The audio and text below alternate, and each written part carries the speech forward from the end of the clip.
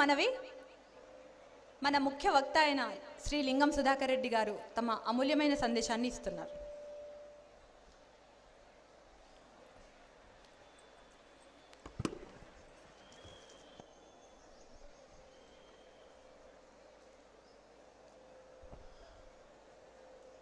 వేదిక పైన పెద్దలు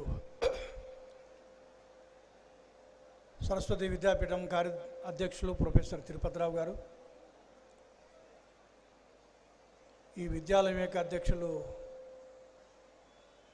ఆదరణీయులు పురుషోత్తమరావు గారు, మిగతా పెద్దలు, కార్యక్రమంలో పాల్గొంటున్నటువంటి పూర్వాచారులు, పూర్వ విద్యార్థులు,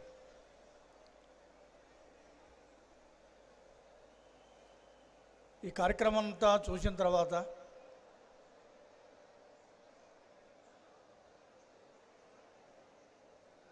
వచ్చే కార్యక్రమం అంటూ ఒకవేళ పూర్వ విద్యార్థులను మీరు నిర్వహించుకోవాలనుకున్నట్టు మీ పిల్లల్ని కూడా వెంట పెట్టుకొని వచ్చి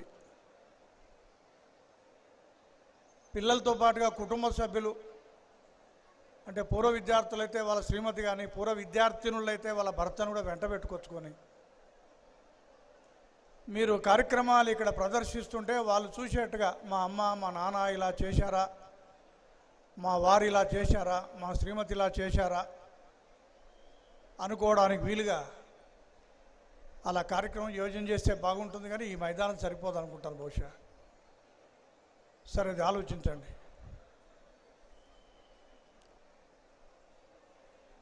మిమ్మల్ని మీరు ఇందాక ఇక్కడ పరిశీలించుకున్నారు. మేము ఆ రోజుల్లో అభ్యాసం చేసినాయి, ఎలా ఉన్నాయి అని నేర్చుకున్నాయి. ఘోష్ ప్రదర్శన చేశారు చక్కగా. యోగ చాప్ కూడా చాలా చక్కగా ప్రదర్శన జరిగింది. అలానే బృందగానం కానీ మిగతా వైయక్తిక గీత కానీ ఒక రకంగా మిమ్మల్ని మీరు పరిశీలించుకోవడానికి చక్కటి అవకాశం దొరికింది. అయితే నాకు ఒక చిన్న సందేహం ఏముందంటే, మిమ్మల్ని మీరు పరిశీలించుకున్నారు కానీ నేను ఒక్కసారి మిమ్మల్ని పరిశీలిస్తే బాగుంటుంది అని చెప్పేసి నాకు అనిపిస్తున్నది. అందులో ఒకటి, మీరు 5 నిమిషాలు మాట్లాడమంటే 5 నిమిషాలు మాట్లాడతాం, 10 నిమిషాలు మాట్లాడంటే 10 నిమిషాలు మాట్లాడతా. మీకు ఓపిక ఉన్నంతసేపే నేను మాట్లాడతా. 5-10 నిమిషాల్లో పూర్తి చేస్తాను.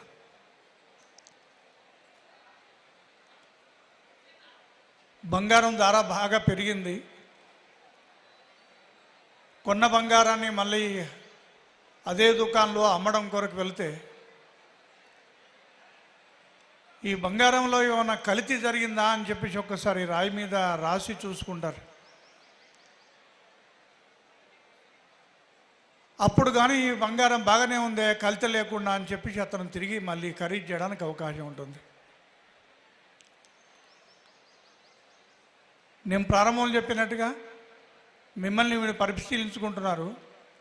నేను ఒక్కసారి ప్రశ్నించుకోవడం కొరకు ఇక్కడ మనం నేర్చుకున్నటువంటి విషయాల్లో ఉదయం లేస్తూనే 2 చేతులు ముందు పెట్టి కరాగ్రే వసతే లక్ష్మి కరమధ్యే సరస్వతి కరమూలే తుగోవింద అని ఆ శ్లోకము 2 చేతులు ముందు పెట్టుకొని ఆ శ్లోకం చదవాలి అని ఇక్కడ నేర్చుకున్నాం. ఇప్పటికి మేము చేస్తున్నాం ఆ పని అన్న వాళ్ళు చేయొద్దండి. ఎంతమంది ఉన్నారు చూస్తున్నాను. ఏడుకొండలవాడ వెంకటరమణ ఒక 5% కూడా చేతులు లేవలే. బహుశా వాళ్ళు విన్నారా లేకుంటే వాళ్ళ ఆనందంలో వాళ్ళు ఉన్నారా తెలియదు నాకు. ఎవరైనా ఒక పెన్ ఇస్తే థ్యాంక్స్ అంటాం, ఒక సీటు ఇస్తే కొద్దిగా జరిగి కూర్చుంటే థ్యాంక్స్ అని చెప్పేసి అంటాం, మంచినీళ్ళు ఇస్తే థ్యాంక్స్ అంటాం. ఇక్కడ పుట్టాము, ఇక్కడ పెరిగాము కాబట్టి భూమికి ఎంత రుణపడి ఉంటాం మనము. అందుకని ఉదయం లేస్తూనే ఆ భూమి మీద కాలు మోపుతూనే సముద్ర వసనేదేవి పర్వతస్థన మండలే విష్ణుపత్ని నమస్తుభ్యం పాదస్పర్శం క్షమస్వామి అంటూ ఆ భూమికి నమస్కారం చేయాలని ఒక శ్లోకం ఇక్కడ ఒకటి అభ్యాసం చేశాము. ఇప్పటికీ నేను ఆ రకంగా నేలపైన కాలు మోపుతూనే ఉదయం ఈ శ్లోకాన్ని నేను చదువుతున్నాను అన్న వాళ్ళు ఒక్కసారి ఎవరు ఉంటే చేయొద్దండి. ఎంతమంది ఉన్నారు? దానికంటే ఇది ఇంకా తక్కువ సంఖ్యలో ఉన్నది. మరి ఎందుకు ఇంకా ఈ బడిలో చదివిన సంస్కారాలు మనం వంట పట్టించుకోనప్పుడు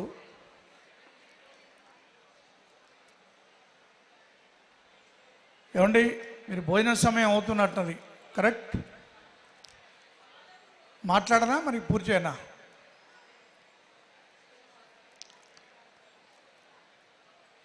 మన రాష్ట్రంలో కాకుండా దేశమంతటా మన విద్యాలయాలున్నాయి.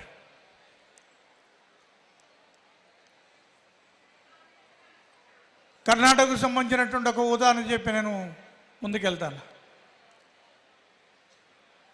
ఒక పోలీస్ ఆఫీసర్గా పనిచేస్తున్నటువంటి ఒక వ్యక్తి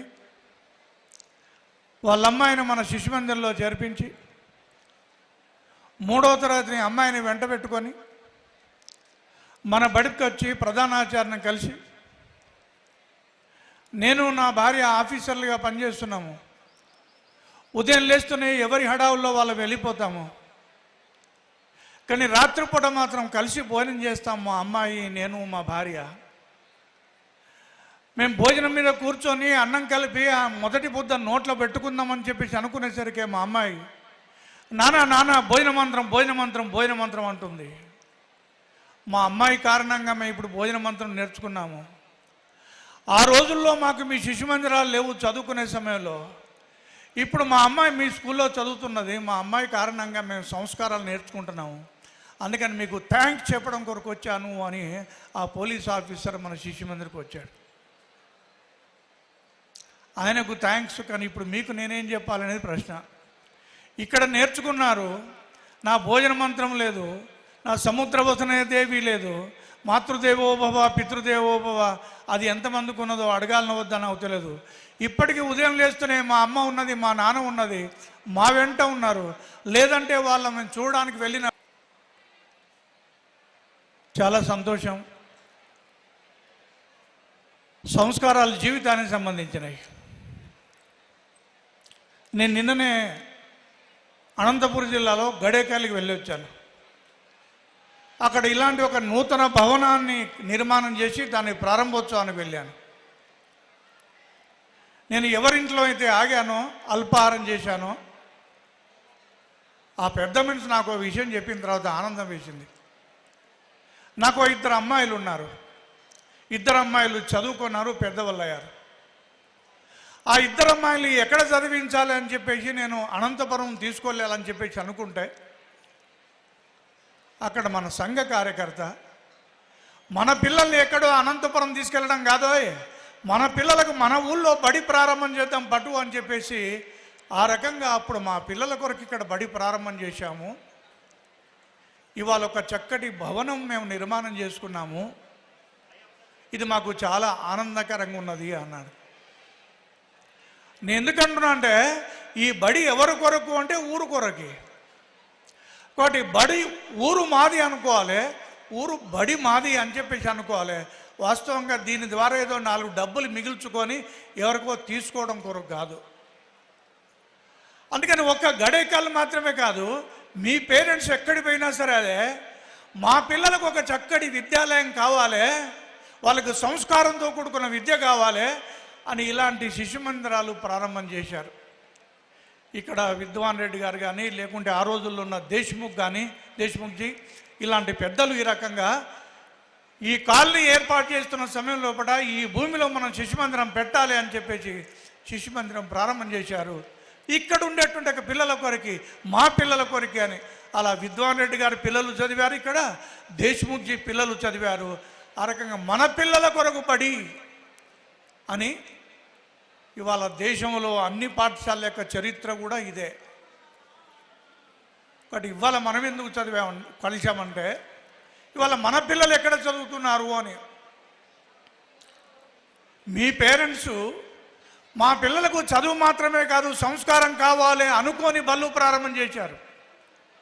నేను మిమ్మల్ని ప్రశ్నిస్తున్నాను, మన బడి మన పిల్లలకు అనుగుణంగా సంస్కారాలతో కూడుకున్న విద్య కావాలి అని మన పిల్లలకు అనుగుణంగా తయారు చేయాల్సిన అవసరము ఇవాళ మనకున్నది అంటున్నాను. ఎక్కడో బడి ఉన్నదని చెప్పేసి మన పిల్లని ఎక్కడో చదివించి వాడికి సంస్కారము, తల్లి తండ్రి ఇతరత్ర ఏం లేకుండా వాడు డాక్టర్ అయితేనేమి, ఇంజనీర్ అవుతేనేమి. కాబట్టి చదువు కేవలం పొట్ట నింపుకోవడం కొరకు కాదు, చదువు ఒక సంస్కారాన్ని, ఒక విలువల్ని మనకు అందించడం కొరకి, అందుకొరకని మనం ఇక్కడ చదువుకున్నాం. నేను 4 రోజుల క్రితం హైదరాబాద్లో జరిగిన ఒక సంఘటన చెప్పి నేను 2 మాటలు చెప్పి పూర్తి చేస్తాను.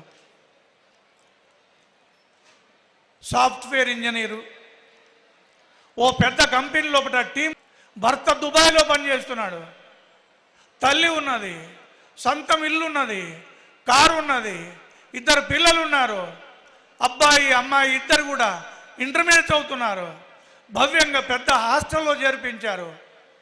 వార్త మీరు చదివి ఉంటారు. మధ్యరాత్రి తన కారు తీసుకొని ఆ పిల్లలు ఉంటున్నట్టుండగా హాస్టల్లోకి వెళ్ళి ఆ పిల్లల్ని 2 కూడా కారులో కూర్చోబెట్టుకొని మన బంధువులు చనిపోయినరమ్మా అని ఆ కొడుకుని కూతుర్ని తీసుకొని చర్లపల్లి రైల్వే స్టేషన్ దగ్గరికి వెళ్ళి ఎదురుగా వస్తున్న గూడ్సుకు ఎదురుగా నిలబడి భయపడుతున్నట్టుండగా కొడుకును దగ్గరికి లాక్కొని అదువుకొని ఎదురుగా వస్తున్న గూడ్సు కింద చనిపోయారు.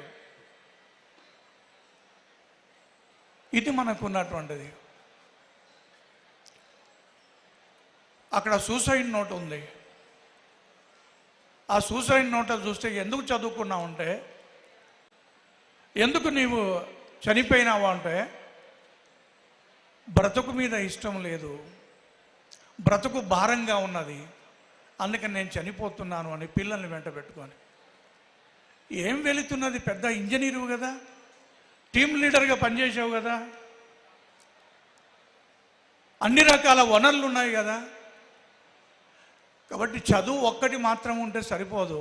చదువు ఎందుకు, బాధ్యత ఎందుకు, బాధ్యత ఎలా స్వీకరించాలా, ఇది మనం లేకపోతే చదువు వేస్ట్. నిండు గర్భవతి అయినట్టుండగా సీతమ్మ వారిని రాజుగా తన ధర్మాన్ని నిర్వర్తించడం కొరకు అడవిలో వదిలిపెడితే వాల్మీకి ఆశ్రమం దగ్గర లవకుశులకి జన్మనిచ్చి ప్రయోజకులుగా చేసి భర్తకు అందించింది శ్రీరాముడికి. నా బ్రతుకు నాకు భారము అని చెప్పేసి అనుకోలే. భర్త శాపగ్రస్తుడు అయితే పాండురాజు అడవికి వెళ్తే తపస్సు చేసుకోవడానికి తన వెంట 2 భార్యాభర్తలు వెళ్ళారు, 2 భార్యలు కూడా వెళ్ళారు. సంతానం వరప్రసాదంగా శాపంతో పాండురాజు చనిపోయినాడు, మాద్రి చనిపోయింది. ఆ 5 పిల్లలను వెంట పెట్టుకొని కుంతి పాండవుల్ని నగరానికి వచ్చి కౌరవుల వల్ల ఎన్ని రకాల మోసాలు ఇతరత్ర మనం చూసామో అన్ని తట్టుకొని ఒక ప్రయోజకులుగా చేయగలిగింది. నా బ్రతుకు భారము అని చెప్పేసి కుంతి అనుకోలే. చదువు అంటే పొట్ట కొరకు కాదు, ఆనందాన్ని అనుభవించడం కాదు, ఒక ప్రయోజనకరమైనటువంటి సంస్కారవంతమైనటువంటి జీవితాన్ని ముందుకు నడపాలి. అందుకని సరస్వతి శిశు మందిరాలు 1952లో ప్రారంభం చేసినప్పుడు ఎంత అవసరమో ఇవాళ కూడా అంతే అవసరం ఉన్నది. మీ పేరెంట్స్ ప్రారంభం చేసినప్పుడు వాళ్ళ పిల్లలకి ఎంత అవసరం అనుకున్నారో మీ కొరకి ఇవాళ మీ పిల్లలకు కూడా అంతే అవసరం ఉంది. కాబట్టి దానికి అనుగుణంగా మన విద్యాలయాలు ఎదిగాలని మన విద్యాపీఠము ప్రయత్నం చేస్తున్నది. చాలా చోట్ల పూర్వ విద్యార్థులు కూడా ముందుకొచ్చి సహకరిస్తున్నటువంటి సందర్భాలున్నాయి. దాంట్లో భాగంగానే తెలుగు మీడియం నుంచి ఇంగ్లీష్ మీడియానికి వచ్చాం. హైదరాబాద్లో 2019లో పూర్వ విద్యార్థుల కార్యక్రమం జరిగింది. మీకు తెలిసిందో చాలామంది పాల్గొని ఉంటారు. 10,000 మంది అనుకుంటే 22,000 మంది పాల్గొన్నారు. అదే సందర్భంగా శ్రీ విద్యారణ్య ఇంటర్నేషనల్ స్కూల్ అనే పేరుతోటి కేంబ్రిడ్జ్కి అఫిలేటెడ్గా ఒక ఇంటర్నేషనల్ పాఠశాల సిబిఎస్ఈ అఫిలేటెడ్ ప్రారంభం చేశాం. అట్లానే ఇక్కడే నాదర్గుల్లో 14 ఎకరాల భూమి మనకు డొనేట్ చేసి ఒక దాత అక్కడ కూడా ఒక ఆవాస విద్యాలయము సిబిఎస్ఈ స్కూల్ ఉండాలని విద్యాభారతి విజ్ఞాన కేంద్ర అనే పేరుతోటి అక్కడ కూడా ఒక సిబిఎస్ఈ రెసిడెన్షియల్ స్కూల్ మనం ప్రారంభం చేశాం. ఇవాళ రాంపూర్ కానీ, కరీంనగర్ కానీ, జమ్మికుంట కానీ, తడకపల్లి కానీ, అలా కామారెడ్డి కానీ, బైసా కానీ, ఆదిలాబాద్ కానీ ఈ అన్ని పాఠశాలలు కూడా చేసి వాళ్ళ ప్రయత్నాలు వాళ్ళు పూర్వ విద్యార్థుల యొక్క సహకారంతో ముందుకు వెళ్తున్నారు. మిత్రులారా, ఇవాళ దేశం యొక్క పరిస్థితులు చూసినప్పుడు ఆ రోజుల్లో మన అవసరం అంతే ఉన్నది. అందుకని సమాజం యొక్క పరిస్థితులు చూస్తే చాలా భయంకరంగా ఉన్నది, భయానకంగా ఉన్నది. అందుకని సంఘ శతాబ్ది సందర్భంగా మనం ఈ కార్యక్రమాన్ని పెట్టుకున్నాము అని చెప్పేసి అన్నాం.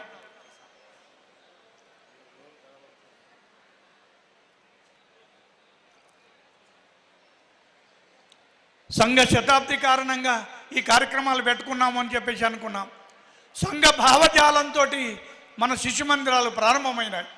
ఇవాళ మన సంఖ్య తక్కువ లేదు. అనేక రంగాల్లో మనం ఉన్నాం. విద్యారంగంలో మనం ఉంటే, వనవాసి రంగంలో వనవాసి పరిషత్ అయితే, ధార్మిక రంగంలో విశ్వ హిందూ పరిషత్ అయితే, ఆ రకంగా విద్యార్థి రంగంలో ఏబీవీపీ ఉంటే, ఎన్ని సమాజంలో ఎన్ని రంగాలు ఉన్నాయో అన్ని రంగాల్లో మనం ఉన్నాం. కొన్ని సమాజాన్ని మనం ఇవాళ లీడ్ చేయగలగాలి. నువ్వు టీచర్గా ఉన్నావా, డాక్టర్గా ఉన్నావా, ఒక సాఫ్ట్వేర్ కంపెనీలో ఉన్నావా, ఒక వ్యాపార రంగంలో ఉన్నా, ఎక్కడున్నా సరే సమాజాన్ని దేశహితానికి అనుగుణంగా లీడ్ చేయగలగాలి. ఇవాళ బంగ్లాదేశ్లో జరిగినట్టుగా భారతదేశంలో జరుగుతుందా? పాకిస్తాన్లో జరిగినట్టుగా భారతదేశంలో జరుగుతుందా? నేపాల్లో జరిగినట్టుగా భారతదేశంలో జరుగుతుందా? నో, అలా జరగడానికి వీల్లేదు. సమాజం తప్పుదారిలో వెళ్తే వాళ్ళు సరైన దానిలో లీడ్ చేయగలిగేటువంటి సంఖ్య కానీ సామర్థ్యం కానీ మనకున్నది. అందుకని ఈ 100 సంవత్సరాల సందర్భంగా రాష్ట్రీయ స్వయంసేవక సంఘ పంచ పరివర్తన అనే పేరుతో ఇందాక చెప్పారు. అది కేవలం ఉపన్యాసాలకు కాదు, వేతరగా ఉన్న ఇంట్లో ఉన్న దీన్ని మనం ఆచరించాలి. పెళ్లి రోజు నుంచి మొదలుకొని పుట్టినరోజు వరకు కూడా నువ్వు కేకు కట్ చేస్తున్నావా, పాయసం చేస్తున్నావా, దీపం వెలిగిస్తున్నావా, దీపం మలుపుతున్నావా, నీకు అందిన సంస్కారం ఏంటిది? ఇవాళ సమాజానికి ఏం కావాలి? ప్రపంచం మన వైపు చూస్తున్నది. ఇవాళ భారతీయ సంస్కారం కావాలి, భారతీయ కుటుంబ వ్యవస్థ కావాలని. ఇవాళ పర్యావరణం నాశనం అయిపోయింది, ప్రపంచం మన వైపు చూస్తున్నది. కుటుంబ వ్యవస్థ ప్రపంచం మన వైపు చూస్తున్నది. మీరు ముందుకు వెళ్ళాల్సిందిగా పూర్తి చేస్తూ ముగిస్తున్నాను. ధన్యవాదాలు.